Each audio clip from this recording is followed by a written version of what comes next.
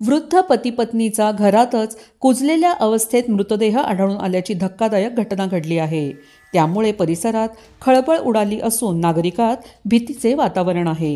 ही घटना रविवारी सकाळी 9 ते 10 वाजेच्या दरम्यान तळणी परिसरातील शिरपूर तालुका मंठा गावातील आदिवासी वस्तीवरील मुंगसाची परिसरात घडली. एका घरातून दुर्गंधी येत असल्यामुळे घटना उघडकीस आली. धोंडीबा कान्होजी कोकाटे वय 80 तर वच्छलाबाई धोंडीबा कोकाटे वय 74 असे मृत पतीपत्नीचे नाव आहे. मंठा तालुक्यातील शिरपूर गावातील आदिवासी वस्तीवरील मुंगसाची परिसरात धोंडीबा व त्यांची पत्नी वच्छलाबाई हे दोघेही एकत्र राहत होते.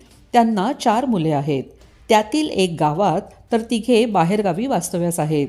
या मृत पती पत्नीने 8-10 दिवसांपूर्वी स्वतःजवळ असलेल्या बकऱ्यांची विक्री केली होती.